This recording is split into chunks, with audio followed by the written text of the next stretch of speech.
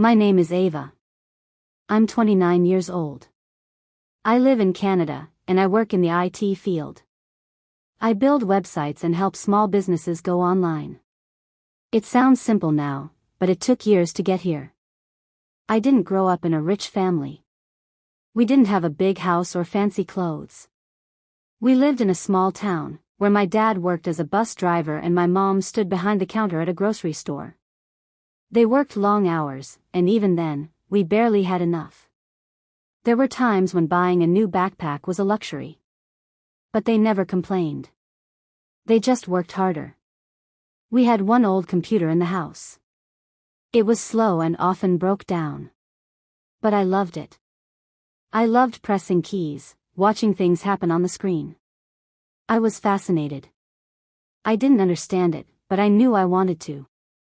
In school, I liked math. I enjoyed reading. But what I loved most was the computer lab. One day, I asked my teacher, "How do websites work?" She smiled and said, "People write code." That word stuck with me, code. After that, I went to the local library and searched for books about computers. I found one called Learn to Code. The cover was worn. I borrowed it and read it every night, slowly, carefully, even when the words didn't make sense. I kept going. I started dreaming of building websites, of helping people online, of being someone who understood that world. But not everyone believed in my dream. My cousin laughed and said, "You? A girl in tech? Don't be silly." My uncle said, "You should just get a job at the grocery store like your mom." But my mom didn't laugh. She looked at me and said, "If you want to learn, we'll find a way." She started working extra hours. After 3 months, she came home one evening with a used laptop. It was old and slow, but to me, it was the most beautiful thing I had ever seen. "Thank you, Mom," I said, tears in my eyes. That night, I stayed up late and began learning. I watched free videos online. I read beginner blogs. I joined forums for coding newbies. I learned how to write small snippets of code. I made a basic web page that said, "Hello, my name is Ava." I showed it to my mom. She looked at the screen, smiled, and said, "You made the computer talk." I failed a lot. Sometimes, the screen would go blank. Sometimes the page wouldn't load, and I'd cry.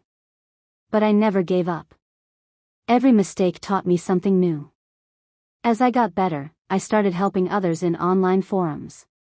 People asked, "How do I make a contact form?" or "Why is my button not working?" I explained things simply. One day, someone replied, "You're good at this. You make it easy to understand." That was the first time I felt confident. After high school, I wanted to go to college to study computer science, but tuition was too expensive. We just didn't have the money.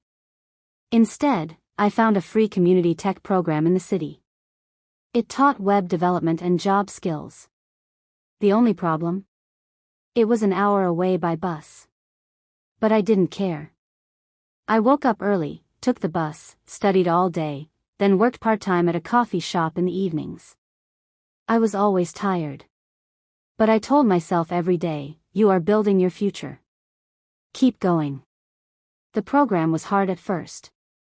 HTML, CSS, JavaScript, it all looked like a foreign language.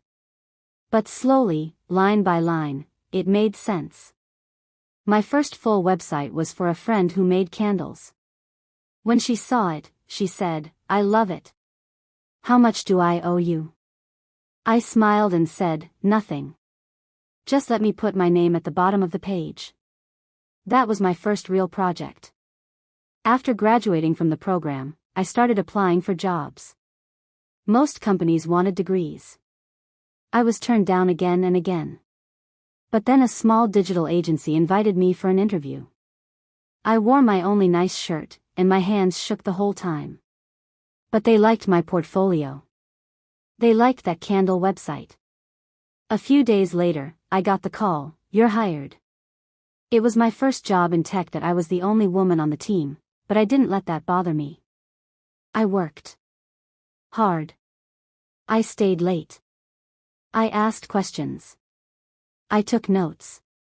I said yes to every task, no matter how small. I learned everything I could. One day, my manager said, "Ava, you're doing really well. You're going to go far." I felt proud, not just for me, but for my mom. I wanted her to know her sacrifices had mattered. After a year, I began helping new teammates.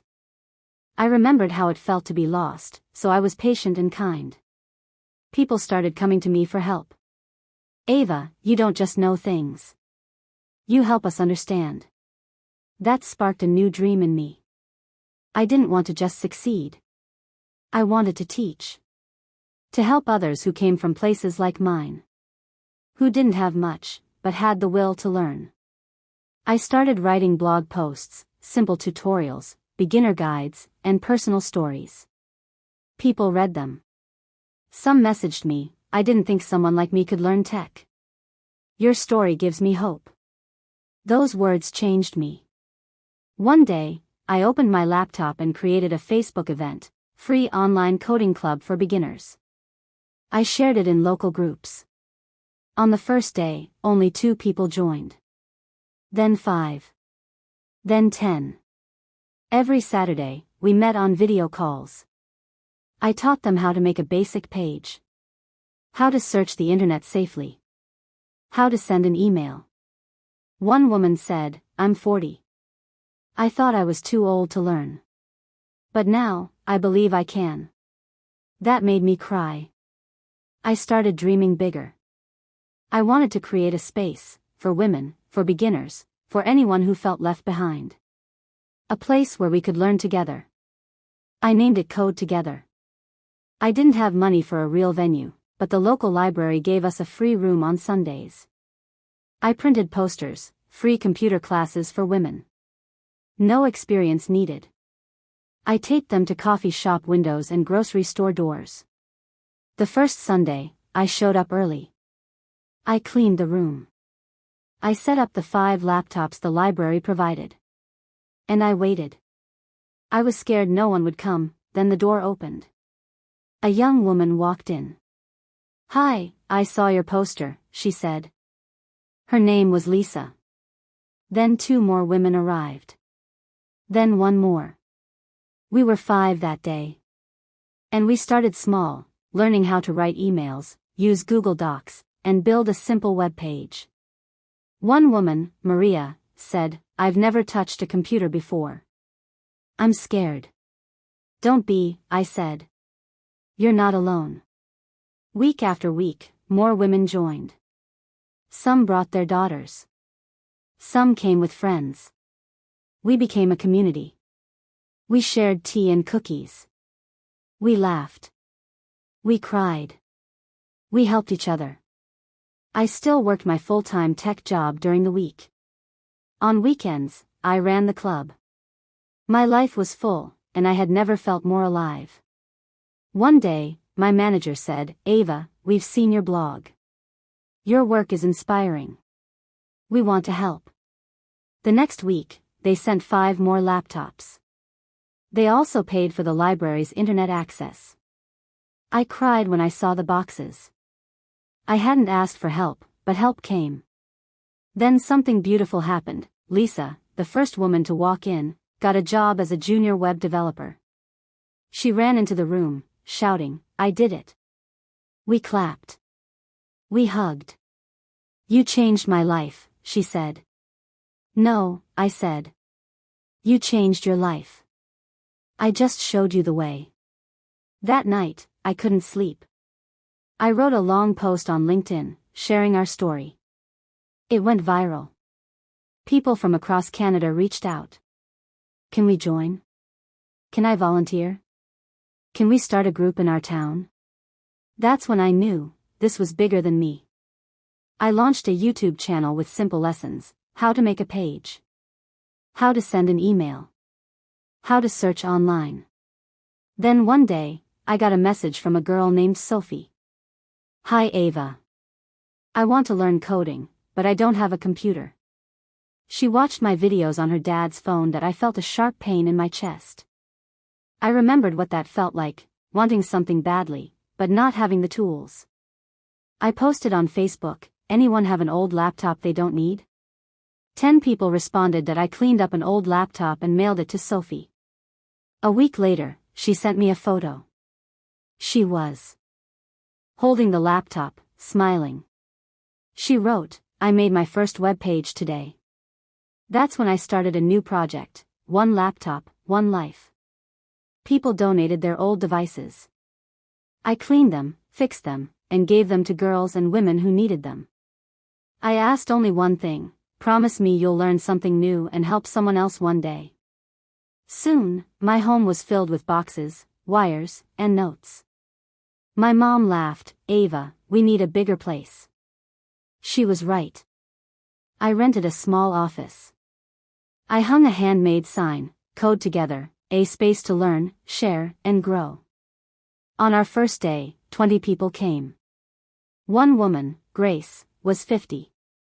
"Am I too old?" she asked. "Never," I said. 3 months later, she launched a website for her baking business. She got her first online order and cried happy tears. "I feel young again," she whispered.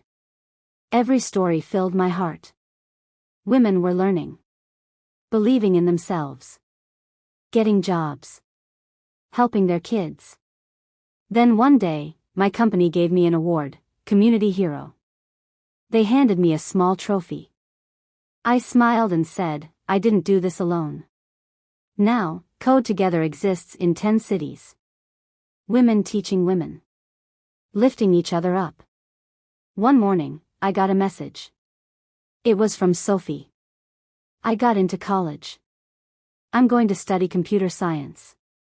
I closed my eyes and smiled. "You are the future, Sophie," I wrote back. "Keep going." That evening, I sat with my mom.